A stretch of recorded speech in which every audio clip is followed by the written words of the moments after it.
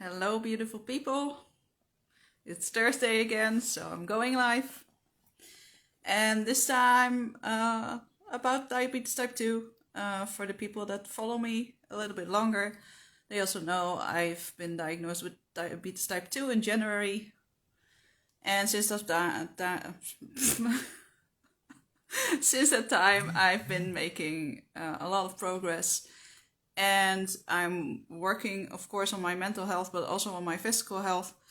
And the first thing is that I lost a lot of weight since January, but I'm actually already losing weight since um, January last year. So yeah, I've made so much progress, and especially in the last half year. And since I started my journey here, I've lost 13 kilos. So 30.2 kilos, that's about 29.1 pounds and 2.08 stone. So yeah, and in my waist I lost 10 centimeters, which is about 3.9 inches. And that's since January this year. And it's the end of January because I started my journey here on my diabetes journey live or on the internet. I started it at the end of January, but since the beginning of January, I lost 15 kilos. So it's actually a little bit more. And since last year, January last year, I actually lost 20 kilos in total. So yeah, I'm really, really proud of that. And diabetes is type 2 is something that runs in my family from both sides. So from my mom's side, from my dad's side. So I'm more sensitive to it, to develop it, and also because the habits that I had and it all and the weight I gained, it all contribute. Well, today is going well. It all contributed. I cannot get it out of my mouth.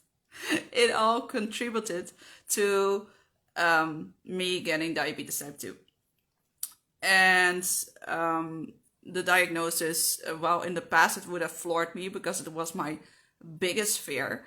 Right when I got the diagnosis, I'm like, you know what? I'm already losing weight. This is just more fuel on the fire, just to step it up a notch, go hard, and try to lose the weight. And I've lost weight in the past, a lot of weight in the past, like 10 to 15 kilos, and I gained it back and then lost it and I gained it back, like typical yo-yo dieter, right? I didn't do any diets. I just did calorie counting and watch what I eat. But because I wasn't healing the source of my weight gain, I gained it back every time I lost the weight. And let me turn off my notifications because that would be annoying. So yeah, it's been a difficult process because the source of me gaining weight was emotional eating. And every time I was stressed or had strong emotions, I would start to eat. And I had this behavior from a very, very young age. And I never really learned how to deal with stress or to deal with my strong emotions. And that caused me to gain weight over the years, especially when later in life I got less active.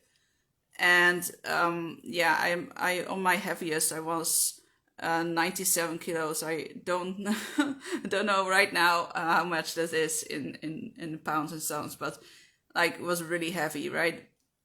Like a BMI of 32, something like that, 32, 34, something like that. So really, really high, right? Officially obese. And it caused me a lot of extra pain on top of my fibromyalgia. It's made certain things really difficult. For example, tying my shoes. I was out of breath tying my shoes. Right now, maybe you can hear I'm out of breath too, but there's something else going on with my lungs. I'm struggling with air rate problems as well, and I'm investigating it. But for the next thing they need to do, I need to stop my airway medication, so I'm not allowed to take it, and it's hot and humid in the Netherlands, and that really affects my airways, so I might be a little bit out of breath, so sorry about that. Let me take a breather. So yeah, so I had difficulty trying my shoes. I couldn't balance well. I would bump into stuff more because I'm already clumsy. And when you're bigger, you just sometimes you don't know how big you are exactly, and you bump into stuff more than you would expect. So yeah, those are the kind of things that I struggled with. I also struggled with. I need to go to the toilet a lot because all of my fat is basically down there on my arms, but also on my bum, my legs, my lower belly. So there was a lot of pressure on my bladder. So I had to go to the toilet a lot of times, and especially when I developed diabetes type 2, one of the symptoms is thirsty and going more to the toilet. So yeah, that wasn't fun. I had to go to the toilet like 5 minutes after I went. It was not fun at all. So that had to change, right? And now I had the fire to really like get into the mental stuff of things, and like I really need to fix this problem because I can lose the weight, but I want to keep it off, right? Losing weight for me isn't a problem. It's doing it sustainable and keeping it off, and that's what I'm going for right now. And I'm not doing any more diabetes updates like the reels that I did before, because I don't think many people would watch it, and it's not really fun for me to make. So that, you know what, I didn't know what I was gonna talk about in this live, so I thought, let's do it right now. Let's give you a little update. I already posted like the physical update with the pictures from January and today in my story if you want to watch it. So um and if you're watching this on YouTube, it's in my story of Instagram, also in the highlights, my Instagram highlights. I have a category called progress. You can see a couple of pictures during the progress over a couple of months. And I also posted a reel on my TikTok with the progress. So there you know where you can find it if you're curious. So yeah, that's what I'm doing. And the emotional aspect of emotional eating is really finding another way to cope with stress. Because in the past, I also smoked. I smoked my stress away. Then I stopped smoking, so I started eating more. That's why I gained a lot of weight in a short period of time. And it's like, hi, Robin, how are you doing?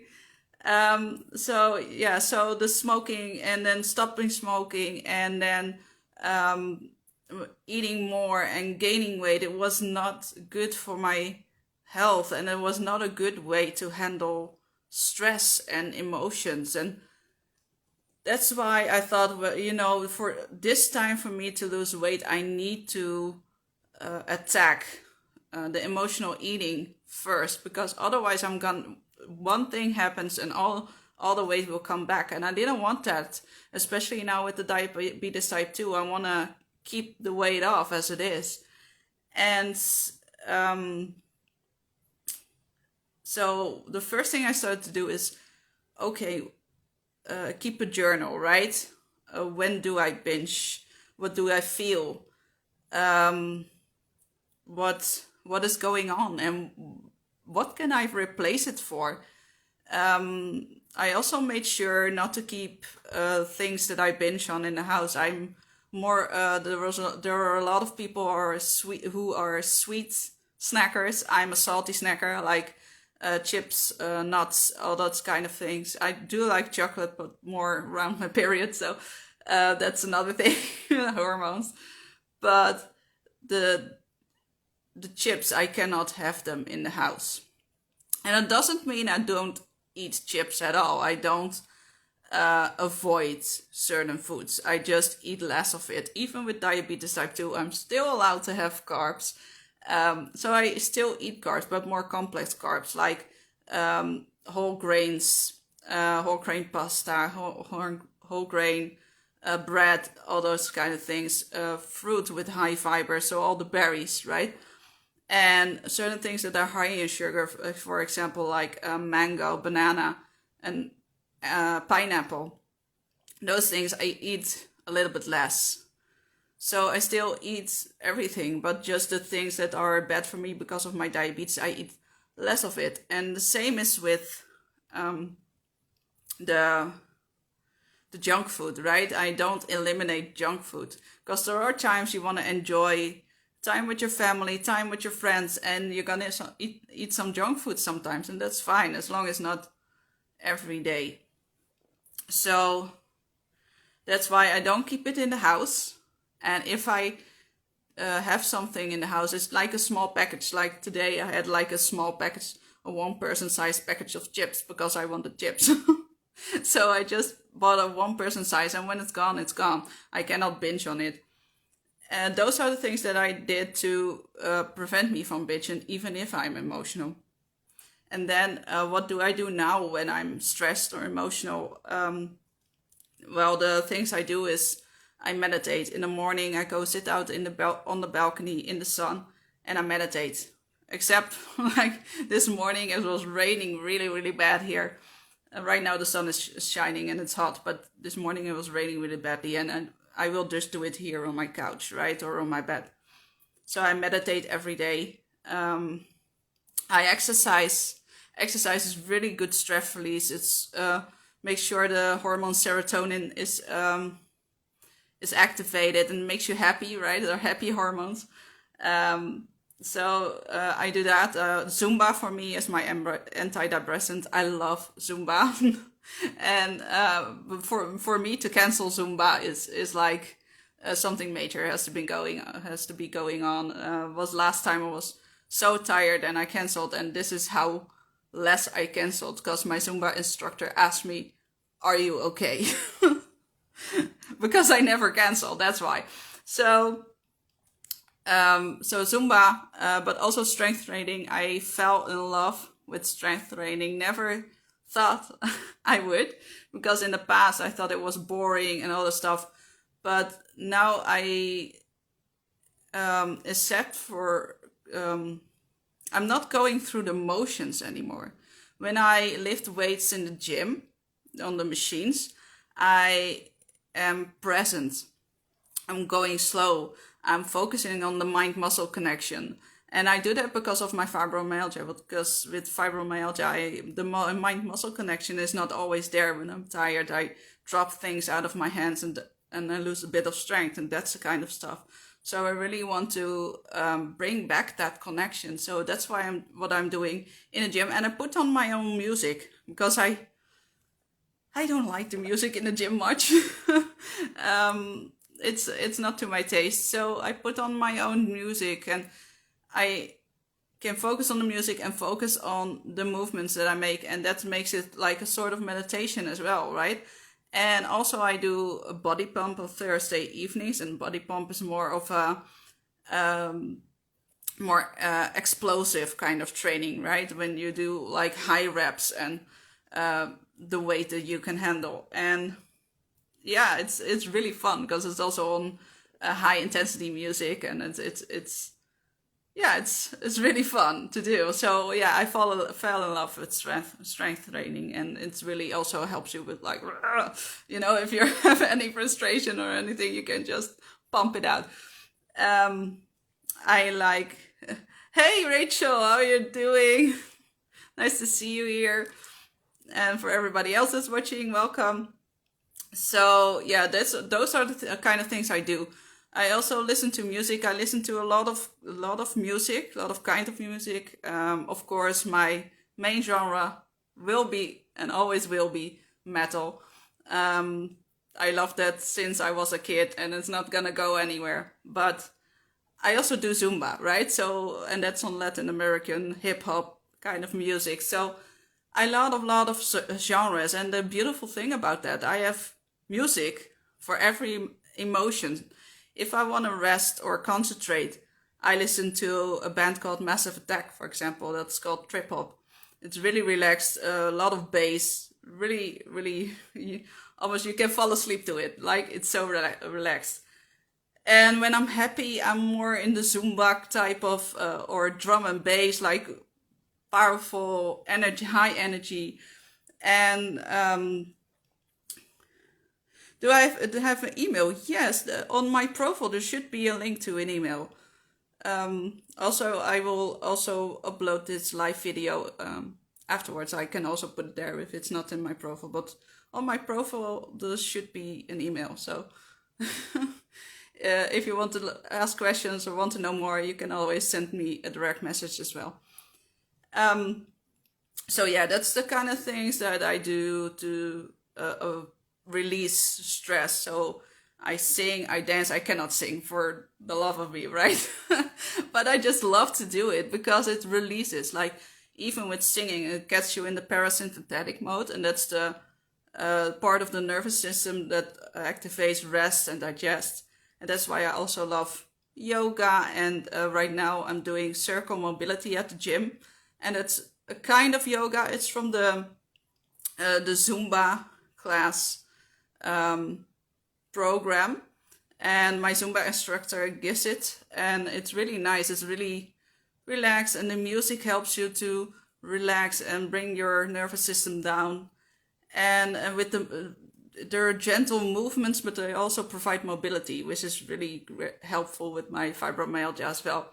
So those are the things that I do to release stress, to get the stress out of my body instead of just eating it away. And that is why I lost so much weight. Yeah, it's also a great breathing exercise. Yeah, I was just talking about that. I don't know if you hear it, but I'm also checking for some airway problems. I've been dealing with airway problems since I was a child, but right now they're getting worse. But for a thing they're gonna do, I need to inhale something, and they're gonna see how I react to it. I cannot take my airway medication. And today it's really warm, it's humid, and my lungs react to that. So I'm really out of breath. I mean, I go to the gym 5 times a week. I shouldn't be this out of breath when I'm talking, right? It's not good. I'm not as overweight anymore. I'm not obese anymore, just a little bit overweight, right? I have a BMI of 27.2 right now, so I shouldn't be this out of breath. So that's why I'm investigating that. Capoeira, that's, I think it's a mix between martial arts and dance. If I'm correct, Rachel, let me know. I heard of it before. It's really, really awesome. Um, I did taekwondo in the past when I was a teenager. It was also really, really fun, really educational as well. But the most important thing is if you exercise, find an exercise that you like. For me, example, I hate running. If I would start running, it would not be sustainable for me, right? So, but I love to dance. That's why my first class when I went back to the gym was Zumba Gold class, because it was less, Zumba Gold is less intense. It's without the jumping and the hopping and the running. It's just less intense, and it's really good for beginners and for older people. So if you're looking for something less intense, try a Zumba Gold class in your country. And from the Zumba Gold, I went back to the normal Zumba class, and that's where I built it up from there, right? Yes, from Brazil, exactly. I thought so. Yeah. So yeah, capoeira sounds amazing as well. I don't know if we have it here in the Netherlands. I should look it up actually. Thank you for the tip. So yeah, so find the thing that resonates with you. You know, you can start dancing at home on your favorite music. Just dance like nobody's watching. It's really, really good to get stress out of your system. You have those walking videos on YouTube, right? That you can walk along, or some also put it into a dance. Like, for example, Get Fit with Rick. He puts steps, walking steps, but makes it a little nice dance out of it, right? Sometimes he throws in some body combat as well. It's really nice, and it can keep you can make you move in like a less intense way, and just start if you don't know where to start, right? But just find something you like and go from there. It has to be sustainable, and for it to be sustainable is for you to like it. Same with your diet. If you don't like what you're eating, you're not gonna. It's not sustainable. So yeah, that's why I also include everything in my diet. I eat everything. Just from some things, I eat less, and you need to find the balance in that. Thank you, Robin. I love your smile too, and we're gonna do a live soon. I will get back to you about that today. Um, Hi, Donat, Donat Andrew. Hi, I'm good. How are you? So I was just talking about finding exercise that you like to keep it sustainable. Find the diet that you like, right? Some people like keto, some people like intermittent fasting, and some people just like calorie counting. And it doesn't matter. You don't need to follow a specific diet to lose weight, right? You just need to eat less and move more. That's the simplicity of it. Doesn't mean it's just easy, right? But just like if you do five scoops of dinner, do four. It's as simple as that. If you eat a whole bag of chips in the afternoon, eat half, right? It doesn't have to take a lot of math, basically. And I did calorie counting in the past. That's why I know how much everything is not exactly, but I know which foods have high calorie, which foods have low calorie, and which foods I can eat more of to feel full. And I don't count calories anymore because for me it goes into the black and white thinking, and I want to get out of that because the black and white thinking is really the distorted eat mindset. Because I cannot have that food because that food is bad, and if I eat that food, I am bad, and then I feel guilty, and then I binge again. So it's not good for my mindset. So that's why I don't label foods as good or bad. I just label it as nutritious and less nutritious. And sometimes it's not nutritious for your body, but it's nutritious for your mind because for example, you're eating some fries with your family, and that's the nutritious fact of it, right? So yeah, that's what I wanted to say. If you have any questions, put them in the comments down below. I will upload this video on my page and on my YouTube channel. The YouTube channel is the same, Fibro Me Positive. So if you have any questions, put them down below. And I wish you a very, very nice day. See you all. Bye.